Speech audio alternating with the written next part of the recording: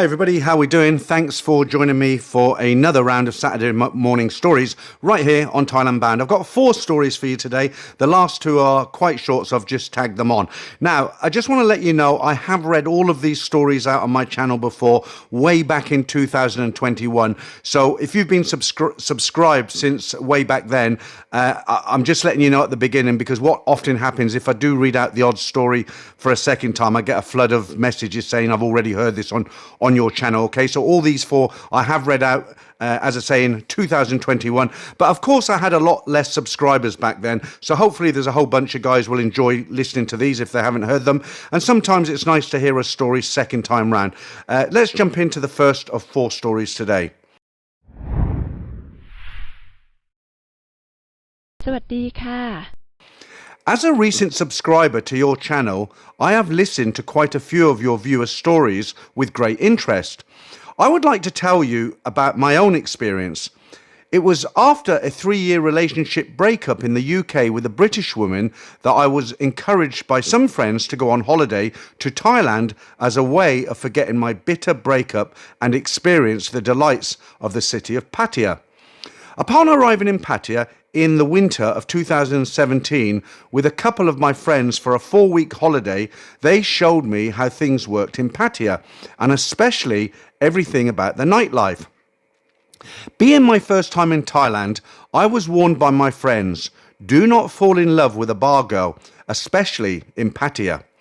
On my first night, I was taken to the bright lights of Walking Street and ended up in a notorious freelancer bar where the women outnumber the men by, it must be, at least 3 to 1. I was let loose in what I can only describe as a shop full of sweets and not deciding which one to pick first. Having never experienced women staring at you and giving you the come on so readily was really a strange experience. However, one of my friends came to my rescue and suggested, why not look around and just pick the prettiest one in the bar? Taking his suggestion, and after scanning around, I decided to approach what I can only describe as the most beautiful, slim, dark-skinned girl, a typical Asian-looking woman with long dark hair that covered her face and with the most gorgeous smile and full set of perfect white teeth with a diamond in her tooth that shone brightly as she smiled. After a few drinks and dancing, she came with me to my hotel room for some more drinks. Her English wasn't great, but it was okay, and we used Google Translate for the difficult words. We got on really well. After a few more drinks and some nighttime swimming in the pool, we were both exhausted. My beautiful new friend stayed with me overnight, but it was only to sleep and nothing else. As said, we were both very, very tired. Waking up in the morning to find this beautiful exotic woman lying next to me was like I had gone to heaven and woke up with an angel next to me. I know that sounds corny, but I was older than her, so I felt lucky. Anyway, I compensated her for her time, we said our goodbyes, and she left with a smile on her face. For the following week or so, we were out every night, drinking and partying. Being older, I had to admit to myself that I could not keep up at this pace and would have to slow it down a bit. So I thought the second week I would try to meet a woman that I could stay longer with and maybe do a few tourist trips with, as I still had 3 weeks left of my holiday. One of my new Thai friends introduced me to a nice looking woman, a pretty girl who would take me out each day on the back of her motorcycle, and we enjoyed the local sights such as temples, beaches, and we ate lots of nice meals together. I felt a little uncomfortable when out and about with this girl, as I was quite a bit older than her, which I guess is normal for Pattaya, but was strange for me. At the start of my 3rd week, I decided to meet up with my friends and revisit the freelancer bar on Walking Street that I had visited on my first night. As soon as we arrived, I noticed the drop-dead gorgeous lady that I had met and took back to my hotel on the first night in Pattaya. After an hour or so, I noticed she had not coupled up with anyone, and I watched as she seemed to ignore the attentions of other men who approached her.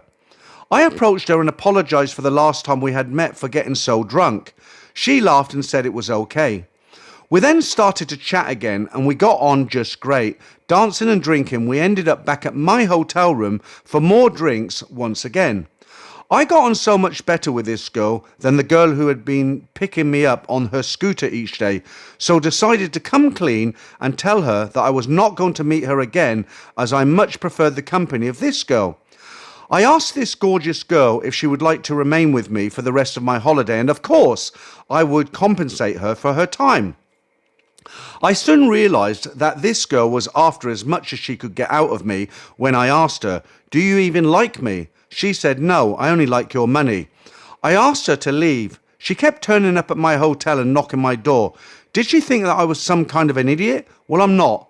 In my short time in Pattaya, I had learnt from friends how the bar girls generally take you for what they can get. One friend told me how he was with his girlfriend for over 2 years and was planning to get married. After giving her 20,000 baht to set up home, she had disappeared.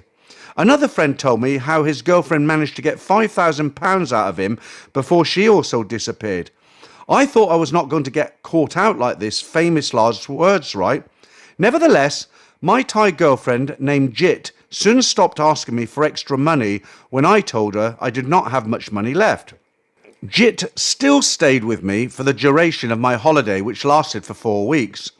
During the 2 weeks with her, I must admit it was the best time of my life, partying, dancing, eating out and visiting local tourist sites. This lady made me feel and act young again, and I was a typical tourist, 2-week millionaire in her eyes. At the end of the 4-week holiday, I got to know her reasonably well, and I thought we became close.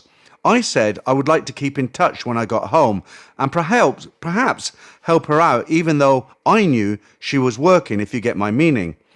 Arriving back home to the UK, I kept in touch with Jit via Messenger, and we talked online live stream almost every day. Jit said she missed me and asked when I could come and see her again. Considering it was now winter 2018 in the UK and it was freezing, I made the decision to go back to Pattaya at the end of the month and meet up with Jit again. But only if she considered going back home to her village to wait for me. Jit's home was in Khon Kaen in the north of Thailand, which is in a province called Isan. As long as I paid for her journey and give her a little money to live on, she agreed to wait for me. Being sceptical, I really thought she wouldn't accept my offer. Talking to Jit almost every day while she was at home in her village took away any doubts and worries that she was working back in Pattaya. After arranging my visa for a 3-month stay, I booked my return ticket at the end of the month and asked Jit to meet me at the airport. Arriving at Bangkok mid-February 2017, I had arranged for her to meet me at my gate exit. I had waited for 3 hours at our arranged meeting point at the airport, and I thought I'd been stood up, only for Jit to arrive holding a huge bunch of flowers and the biggest smile I'd ever seen. Jit told me that she had been waiting at the wrong place. Perhaps this was because of our language barrier, so I gave her the benefit of the doubt and hoped that she had not simply come straight from Pattaya in a taxi. The following 3 months went so quickly, and we enjoyed each other's company. I had no intentions of falling in love.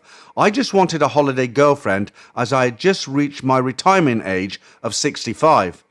I have been married twice, and after fathering a couple of children, I felt that I had done my bit for humanity. During this holiday, we had a fantastic time in Pattaya. We also travelled north and visited Jit's parents in her village. Meeting her family and friends, it became very clear to me why some girls would want to head to the bright lights of Pattaya to earn a decent living. Her family are dirt poor and have very little. I truly felt sorry for them. Their only income comes from long hours of toil working in the paddy fields. Working in the bars was perhaps their only salvation and a glimmer of a better life, hoping they would meet their white knight in shining armour. In a way, I feel sorry for the countless thousands of women who have to work in Pattaya and in the bar business just to feed their families, and a lot of the time a young child or several children that were abandoned by the father back in the village. Perhaps it was just because of this that I decided to rescue this beautiful lady from a life of freelancing in Pattaya. I was met by many sceptical friends who all said Jit would take me for my money, and I was just one of many others who sent her money as soon as I was back in the UK, and the list goes on from all my so-called friends. All I knew is that I was very lucky to find such a caring Thai woman who was so beautiful that men turned their heads as she walked by. For those who are lucky enough to find a Thai girl, they will soon discover that they look after their men far better than any Western woman would want to. Again, arriving back home to the UK, we kept in touch on a daily basis. I would speak to Jit using a live stream podcast. That way, I knew she did not go back to her old life. It was difficult for a while, but I persuaded Jit to come to the UK on a tourist visa just to see if perhaps one day she may like to come and live with me. After a few complications trying to sort things out, which I couldn't in the end, I used a company based in Thailand to help sort out the visa. It cost me about £500, but was worth every penny. The main problem I faced when Jit arrived in the UK was customs at the airport, as an overzealous customs officer would not believe her reason for visiting the UK and thought the worst. I am guessing mainly because of her lack of English. After a 3-hour delay, they finally let her into the country after she persuaded the customs officer to phone me via her internet messenger to prove she was visiting a real person. Perhaps it was my fault, as I had arranged a 4-month holiday for her, but her visa stated 3 months. But in the end, we were finally together once again. The next 4 months was again perhaps the next best time of my life. I showed Jit the lifestyle of the Western world to the envy of my jealous friends. The funniest moment being one day after a snowfall, we would walk in the park and she found it amusing that she could throw snowballs at strangers as they walked past and they wouldn't say a word, they just smiled. Jit said she saw this in a movie. I had to explain we don't normally do things like this in real life. We had some great fun together. It was during her stay that my gorgeous Thai girlfriend became pregnant, telling me that it was the best thing to ever happen to her in her life, and she wanted a daughter so badly that one day her daughter would look after her in her old age, just as she had done for her parents for so many years. I suppose it's a tradition that we in the Western world can't appreciate. It was heartbreaking knowing my beautiful Thai girlfriend was going back to her own country, even though I tried to persuade her to stay in the UK, explaining that our child would have a better life here away from the poverty of her village. But she felt a duty to her parents to go back, have our child in her own country. During the next 8 months, we kept in touch as usual, and I watched her blossom with her pregnancy. Our parents were there to help. During this time apart, I needed to go back into employment so that I could save enough money to go back for the birth of our child. Being on a pension was hard enough anyway. Soon, the 8 months was over. I was on the first plane back to Thailand to be present at the birth. It was now fast approaching the end of 2019. After a long night of labour in November, our daughter was born, and I must say that after having experienced hospitals in the UK and in Thailand, I know which gave a better personal service. Sorry to say, but we could learn a lot from the Thais. Shortly after the birth, we decided to get married, so our daughter had my name and possible British citizenship. Travelling to Bangkok to the British Embassy on my own from the north was an experience, and that was just to apply for the marriage certificate. Upon my return, we got married in the local temple in Khon Kaen. It was a quiet affair with just myself, Jit, and our baby present. It was almost clinical and formal. After just a couple of forms to sign and producing our IDs, that was it, we were married. We planned to have a village party someday in the future to celebrate, where I would offer a dowry to my new mother and father-in-laws. It was now January 2020, and sadly, my 3 months visa was about to expire and I had to return to the UK, having only experienced the joy of our baby daughter for less than a month. Due to the 90-day visa and the 31 days in a month, I was over my period of stay and was fined at the airport upon my exit. I was planning to go back later in the year to see Jit and our daughter, but the dreaded pandemic struck, and due to travel restrictions, I was trapped in the UK. Watching our baby grow from afar is devastating. We talk every day, and I can see the bond between mother and daughter grow. My biggest regret is not being there for them both. It is now June 2021 and I hope to return when the restrictions have ended. Hopefully by the end of the year I will be with them again. Our daughter will be 2 years old by the time I get back to Thailand. My biggest regret is not being in Thailand as my daughter is grown up.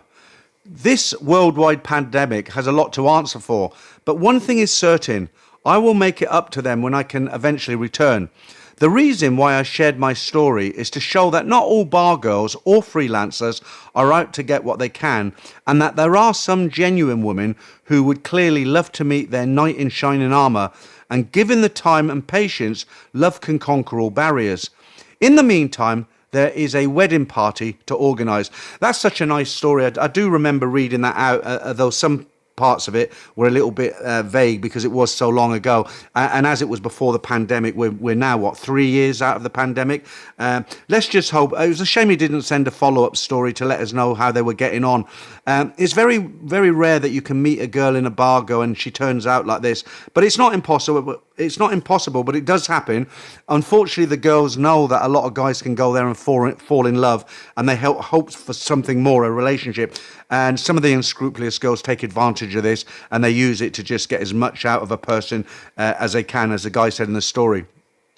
On a positive note, if you ever come to Thailand and you hook up with a real girlfriend, it's not frowned upon if there's an age difference. If there's a 25-year age difference, the girl's 20 years younger than you and you're her boyfriend or her husband.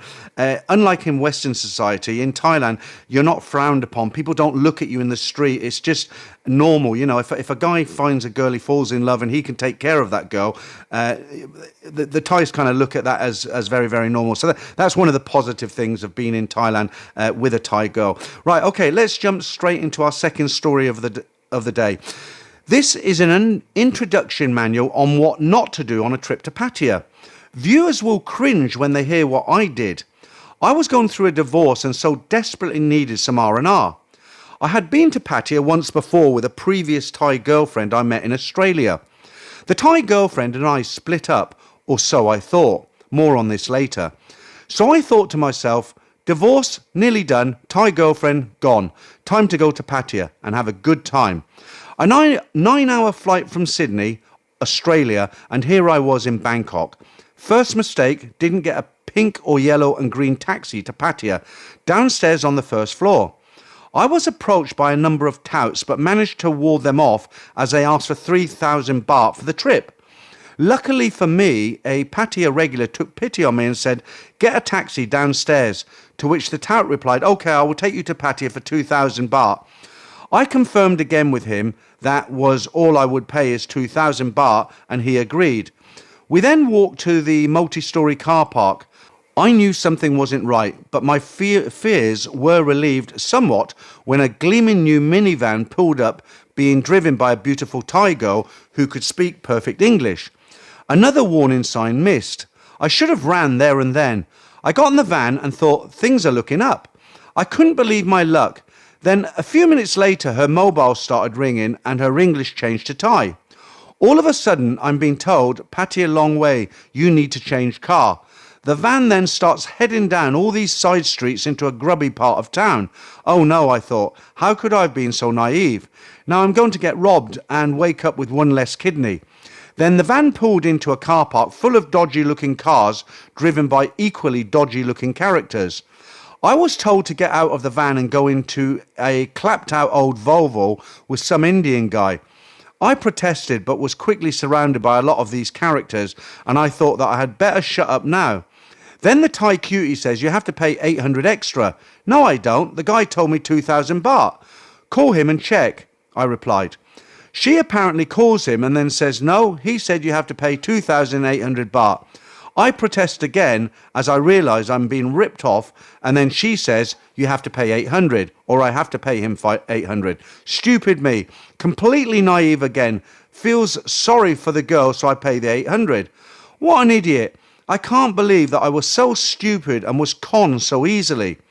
This was only my third visit to Thailand. We have all made the same mistakes, I'm sure. But my ordeal doesn't end there.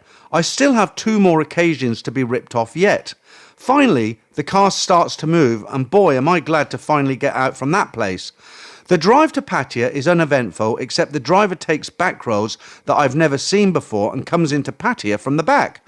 Where's the beach? I think. Then my heart starts racing again. I'm going to be robbed, another kidney, etc.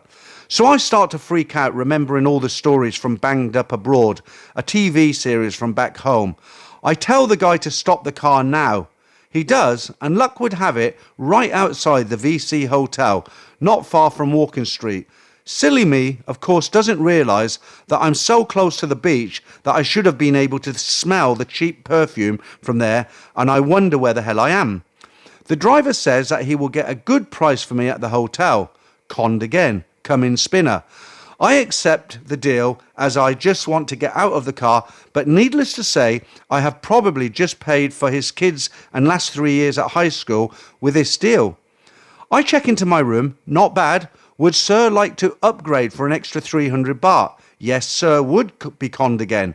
That probably paid for his kids' dental work too. I go for a walk and finally manage to find Beach Road. Things are improving. Walking along, minding my own business, this beautiful girl starts smiling at me. What are you doing? I ask. Waiting for you, she replies. She said, I go with you. Go where? I said stupidly, not believing my luck. Your room. Can drink together. After a bit more small talk, we went back to my hotel for drinks. Once again, being so naive, I couldn't find my way back to the hotel. After hopping on 2 baht buses, those pickup trucks with the 2 rows of seats that you hop on and off for 10 baht a trip, completely frustrated by this time, I just end up getting a taxi and end up paying 100 baht and of course, no meter. Ripped off again. But I didn't care, as I just wanted some nice female company. No stopping at the front desk to pay a joiner fee or show her ID card. Luckily for me, this girl was legit, or would I have been in trouble again? I was later to find out that paying the joiner fee is a good investment as protection for both you and the girl. She is watched over by hotel staff in case you are some kind of nut job who wants to hurt her. Anyway, she was great company and we ended up getting drunk together in my room.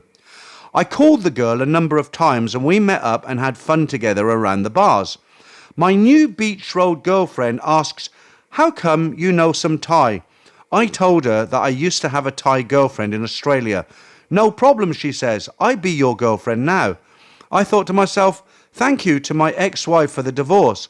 But all good things must come to an end, and reluctantly I had to head back to Sydney and finalise the divorce, the usual mundane exercise of going to work to make money and pay it to the ex-wife. On arrival in Sydney, my ex-Thai girlfriend calls me. Where are you? I need to see you. I said, but aren't we broken up? No, she says. Why would you think that? I said, no reason, just that we haven't seen each other for 4 months after our disagreement and you moved out. Anyway, as I still liked her, I was happy to get back with her. A few days later, she drove from where she lived in the country to my house. She surprised me. When I came home from work, as she still had a key, she surprised me, all right. She decided to unpack my bag from Thailand, and wouldn't you know it, she found Beach Road girlfriend's number. Of course, she rang it. Hello, who are you? Beach Road girlfriend, she says. I am Ross's girlfriend, real Thai girlfriend, she says. But hasn't he got a Thai girlfriend in Australia? No, that girl not good lady. I am girlfriend now, says Beach Road girlfriend. I had no idea this was going on till I get a call from my Beach Road girlfriend. I just had a call from a very nice Thai lady in Australia who is going to help me be your girlfriend. I was mortified. I knew my Australian Thai girlfriend was incredibly jealous and I would be in for it when I got home. She yelled and screamed and made a hell of a scene. After she cooled down, she demanded to see photos of this girl. I said there weren't any photos, but there were, but thankfully I had hid them. Then she demanded that I get a new camera, as you cannot take photos of me with the same camera that you used for the other girl. What photos? There aren't any photos, I said. A few days later, I thought I had better get those hidden photos and destroy them. I waited until my Australian Thai girlfriend had a shower. I looked and looked for the photos but couldn't find them. They were nowhere to be found. Girlfriend gets out of the shower and surprises me. What are you looking for? Nothing, I say sheepishly. Next day, same thing. When girlfriend hits the shower, I start looking for the photos. Sprung again. Looking for something? The gig was up, so I came clean. Yes, the photos. Girlfriend says, yes, there were photos, and I saw them. That girl is younger and prettier than me. So jealous. Photos are gone. I cut them up and put them in all different bins around the street. You will never find them. But it didn't end there. She rang Beach Road Girlfriend and said, don't ever call my boyfriend again, or I will come to Patty to see you. After a few weeks, I thought things had calmed down until I get out of the shower and I find my Australian girlfriend on my phone to Beach Road Girlfriend saying, how come you answer phone? I told you not to talk to my boyfriend again.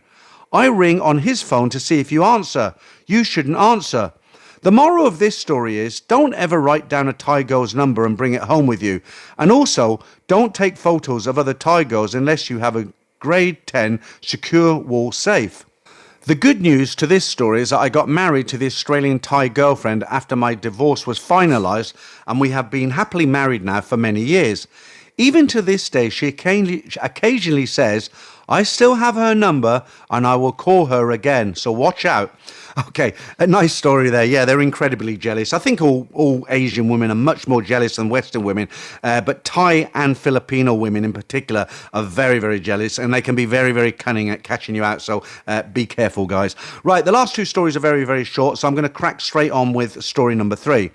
Hi Peter, this story got to me and actually involves a guy called Mike from America who was about 70 years old and a Vietnam War veteran. I was fed up the bar scene in Bangkok.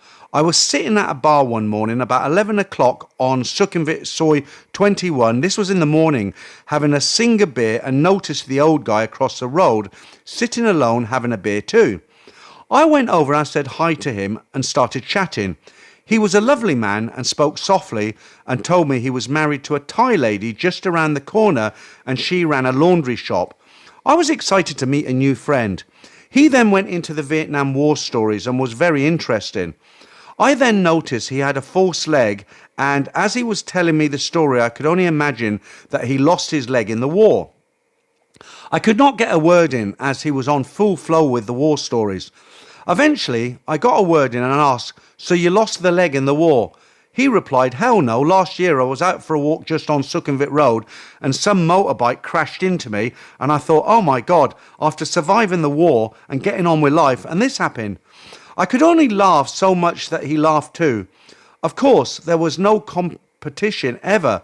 I continued to visit him most early mornings as he sat outside his wife's shop on his favourite chair having a coffee. I would sit and chat to him and he told me all about the girls, the fun, and he now just likes to watch the world go by.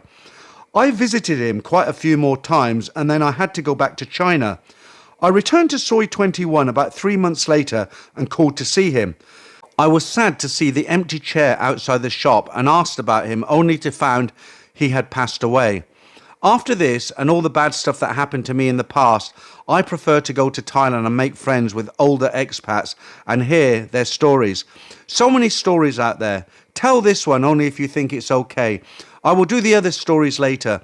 P.S. This was about 4 years ago. I also thought Soi 21 was a quieter Soi to chill out on. Well, we'll come to the end eventually one day. I'm 65 now. I live in Thailand full time. I've been here 3 years as I read out this story, and I do think sometimes, how long have I got left? I'm not going to live forever, am I? I hope I get another 20 years out of it at least.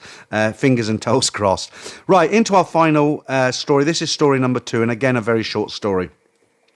This story was about me and a few of my friends on Walking Street, Pattaya. One of my friends has a very poor eyesight without his glasses, and my other friend is hilarious. I arranged to meet them at a bar on Walking Street. I walked in about 10 p.m. and noticed both of them, but each at a different bar. My best friend was talking to a lady at one bar. He seemed to be getting on well with her, but she said she was busy that evening. As he got up and walked away from the bar, he turned to wave at this young lady, then fell over a pool table which was behind him. And the customers and bar girls all had a great time watching his performance. He came to sit with me, flustered, but no worse for wear. We noticed our other friend sitting at another bar, the one with bad eyesight. So we moved to a bar a couple of bars down from where he was sitting. After a short while, he came to sit with us and said, "Hi guys, how you doing?" Then he said to the waitress at this bar, "Where has my drink gone?" She replied, "You haven't bought a drink." He said, "I've been sat here for an hour and just went to the toilet. When I came back, my beer had disappeared." Then he said to us, "That woman a few seats down didn't waste much time chatting with another man. You can guess what he had done. He'd gone to the toilet, came back to the wrong bar, then complained he was being hard done by. I had to go back to the other bar and pay his bar bill. He's a bit older than us, so no worries. Just a short, funny story from a night out in Thailand, but obviously you had to be there to see the funny side of things." Great little story there. Lots of funny things going on in Thailand from time to time. Okay, guys, that's it for another week. I hope you enjoyed the stories, even though they were repeats. I do get sent new stories from time to time, and as always, if you're sitting on a story, it doesn't have to be from Thailand, just something interesting. Send it in to me. I'll change names. I'll make it anonymous, and you too can have your story read out right here on Thailand Bound. Thanks again for listening, guys, and I'll catch up with you all next Saturday.